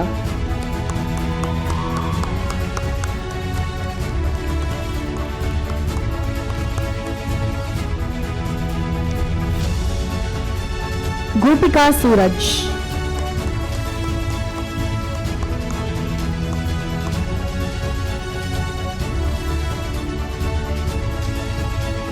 Imtiaz Ahmed K.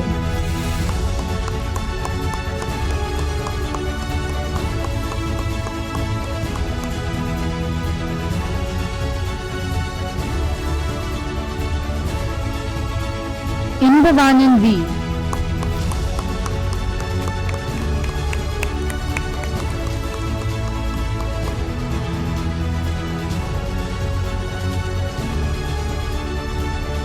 Niranjana P.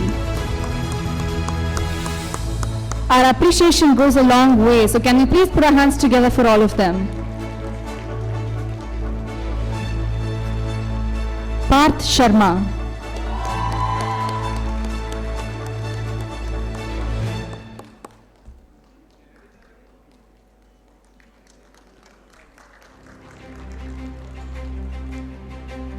We have Riddhi Singhal.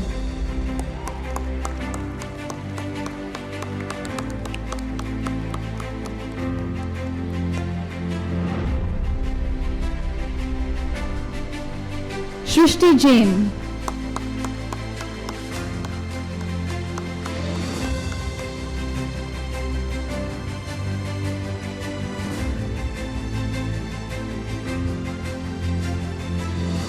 Subhashini Prakash.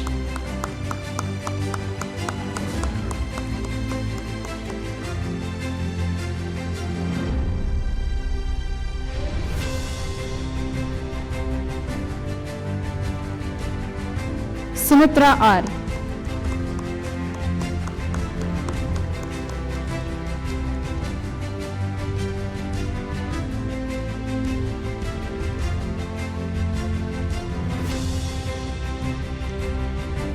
Sundaramurthy Ramesh.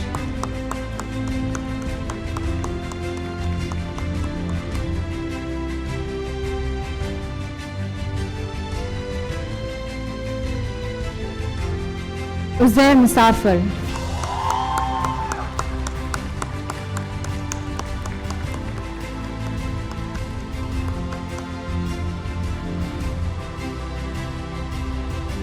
Vaibhav Sharma.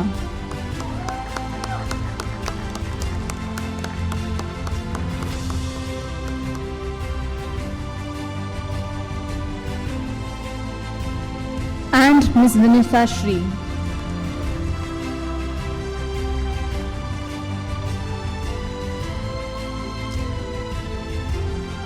Now over to the students of MA Integrated Program. We have. Can we please request the students of the MA Integrated Program to come to the aisle? A huge round of applause, starting with Siddharth.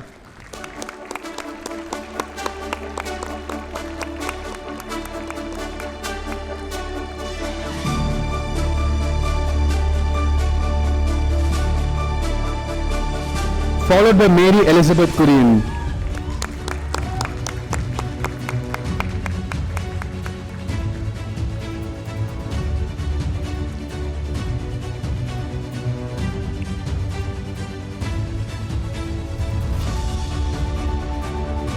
Followed by Sarojini K.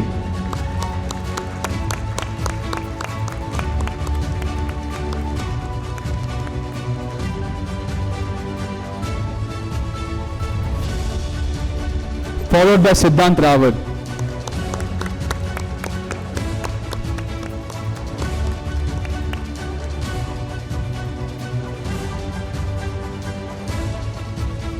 Followed by Durga V.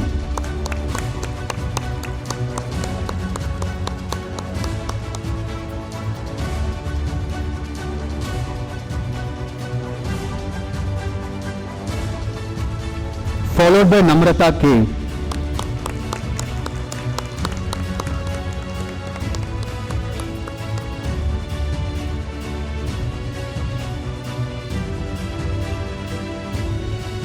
Followed by A. Sankrut.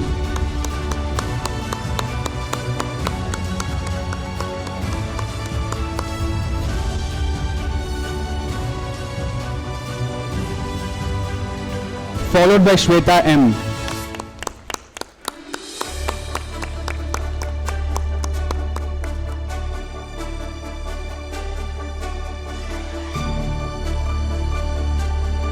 Followed by Venkataraman R.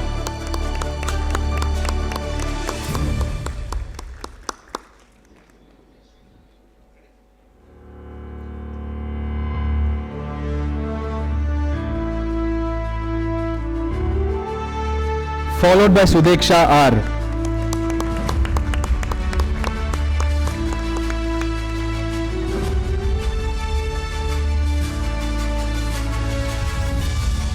And followed by Yashwant P.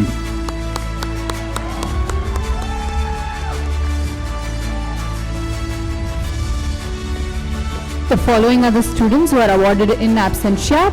We have Parth Vashishta, Trisha Jha from Actuarial Economics, Harish Kanan S. Raghav Bhatia from Applied Quantitative Finance, Bhumika Mishra from Environmental Economics, GD Gunta Sriram Samrat Sadhu Khan from Financial Economics. This is under the MA program. Under the integrated course, we have Sagar, Balavimal Kumar Sami Rangam, Philip Sebastian, are also being awarded in absentia. Emily James. We also have Sashi Shekhar from QF Applied Quantitative Finance, who is being awarded in absentia. We shall now have the PGDM batch students awarded with their degrees. I request Controller of Examinations, Dr. Zarina Begum Ai, to take over.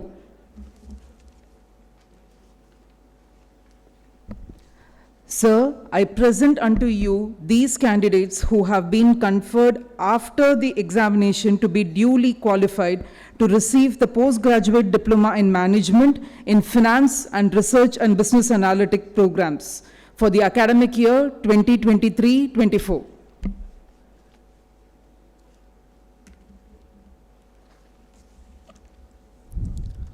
A huge round of applause for Anirudh Ashok.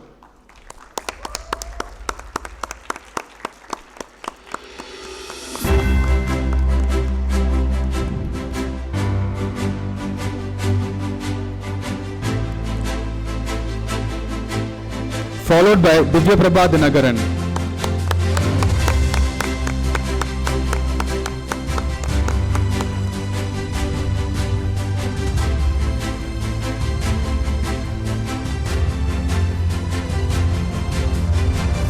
Followed by Sharon Grace.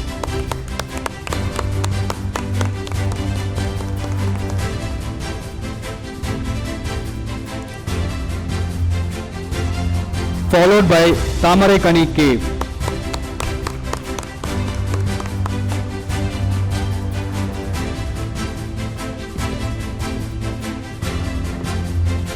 We now have students from the Research and Business Analytics wing. We have Aravind Karthik NR.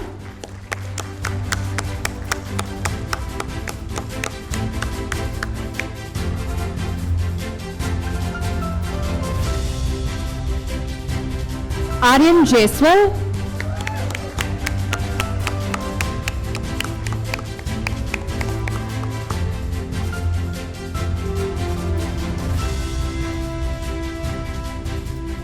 Charu Gupta.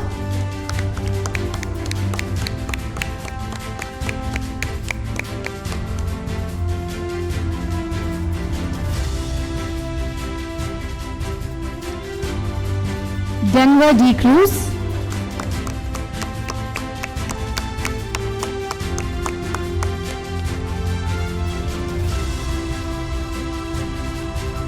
Kavya Babi.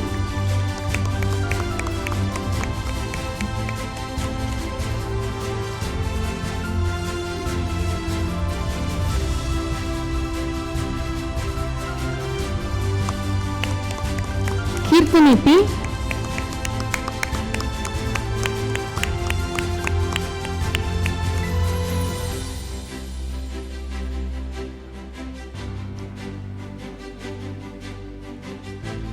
J. Mega Dolores.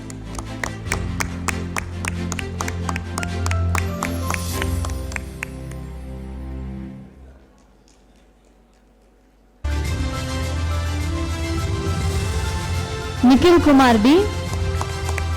I request all of us to kindly put your hands together and appreciate the awardees. V. Sale Vedajanani.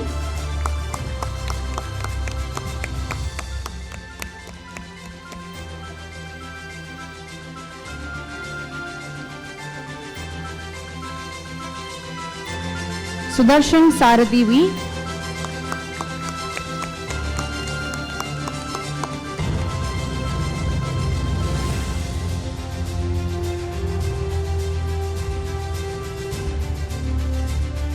Sudarshan SP.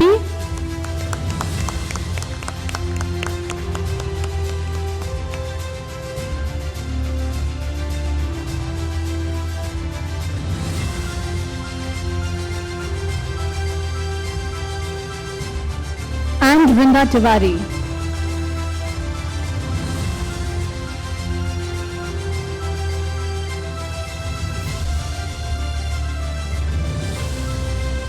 Now to the students who are getting the degrees in absentia. We have Sachal Andrew and Yamini Devi from PGDM Finance. and Tanushri Pal from PGDM Research and Business Analytics, followed by Devayani, also from PGDM Finance. A huge round of applause once again to all the award winners.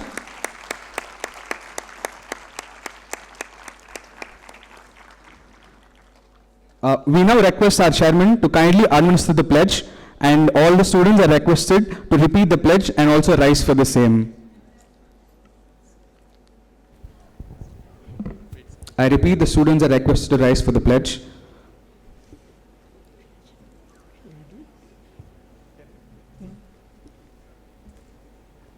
We shall, in thought, word, and deed, ever endeavor to be scrupulously honest in the discharge of our duties in our profession, and shall uphold the dignity and integrity of our profession and the honor of our school. We also request the chairman to please confer the degree upon the outgoing batch of 2022 to 24. We request the students to continue standing for the same.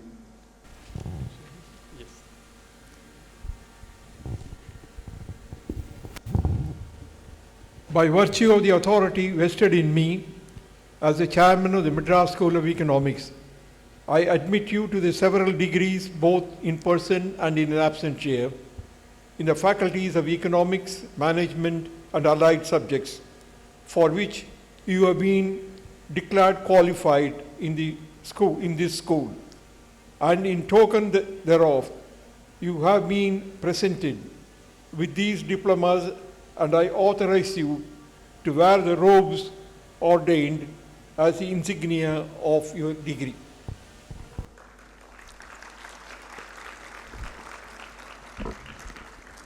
I now request the Controller of Examinations, Dr. Zarina Begum I, to have the Register of Graduates signed by our esteemed Chairman and Director.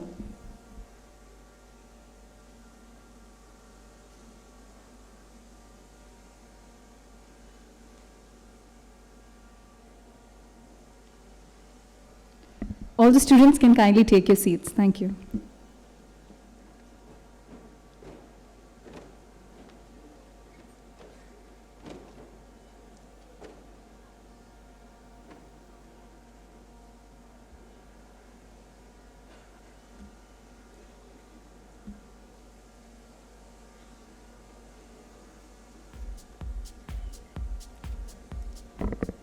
I now kindly request our esteemed chairman to please declare the convocation closed.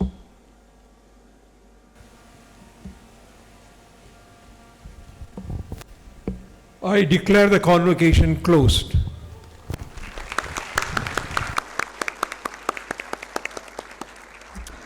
I now invite Dr. Zarina Begum I, Controller of Examinations at the Madras School of Economics, to please deliver the vote of thanks.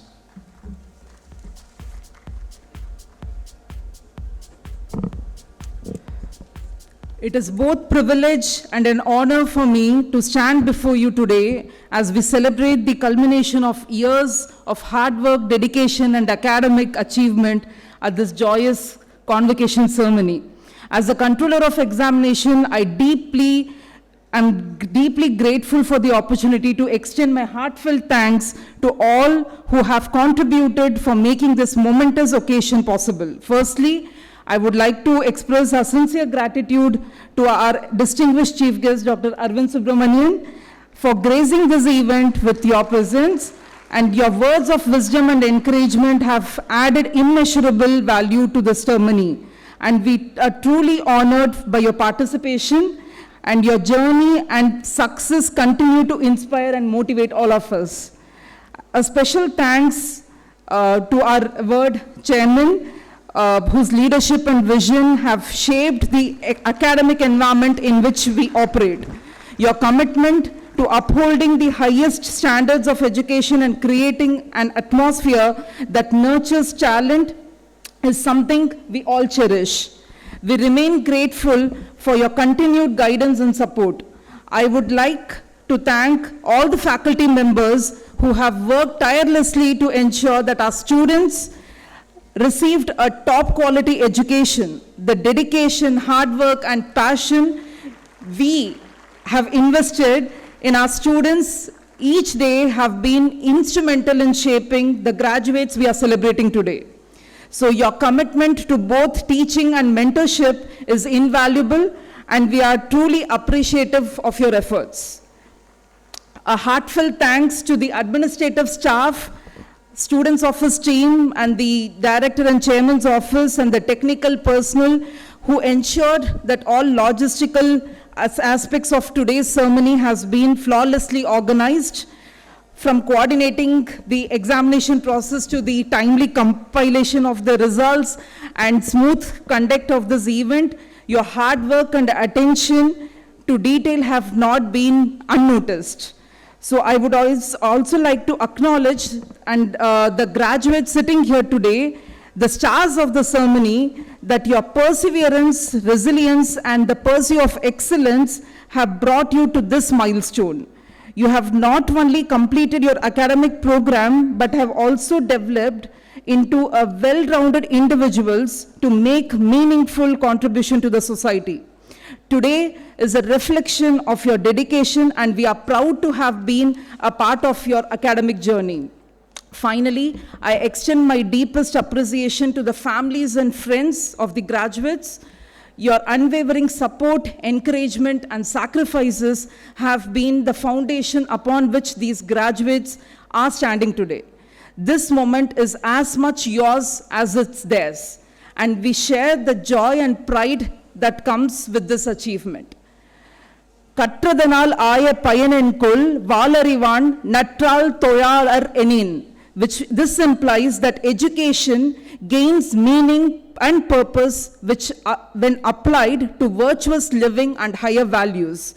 The knowledge and skills you have gained here hopefully will carry you far, and we are confident that you will continue to excel in every endeavor you undertake.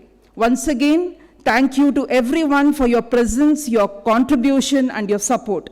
We look forward to the continued success of our graduates and the enduring legacy of this institution.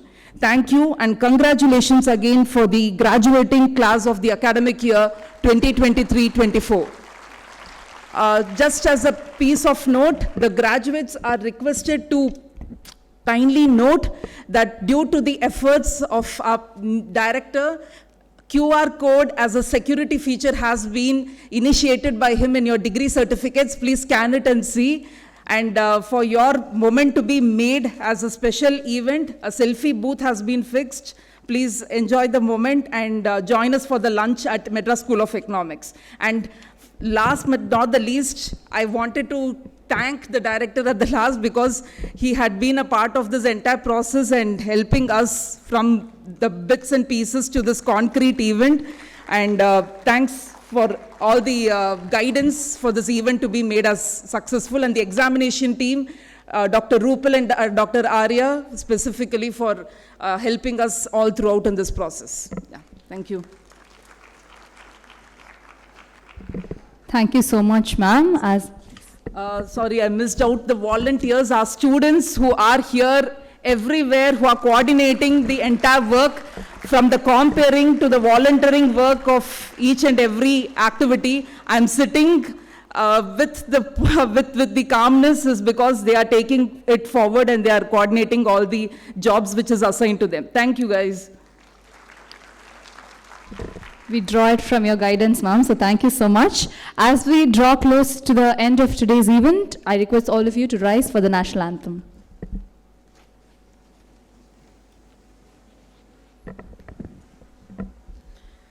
Janagana mana adinayaka jaya he Bharat bhagya vidata Punjab Sindh Gujarat Maratha Dravida Utkala Banga Vindhya Himachala Yamuna Ganga Uchchala Jaladi Taranga Tava Shubha Name Jage तव शुभ आशीष मागे गाहे तव जय गाथा जनगण मंगलदायक जय हे भारत भाग्य विधाता जय हे जय हे जय हे जय जय जय जय हे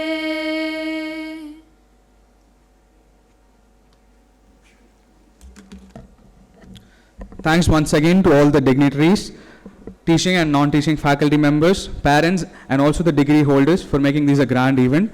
This is S.K. Logeshwaran and Yuga Priya signing off. So there are a couple of announcements for all of you. So there's lunch that is being arranged at the MSE ground. So we request all of you to join us there for the same. There is a counter where we are selling MSE merchandise, which is mugs, tote bags, and t-shirts. So we would like for you to go and take a look at it. But before that, we have the group photos along with the dignitaries on the dais for each of the batch arranged. First off, can we have the gold medalists join us on stage for the photograph, please?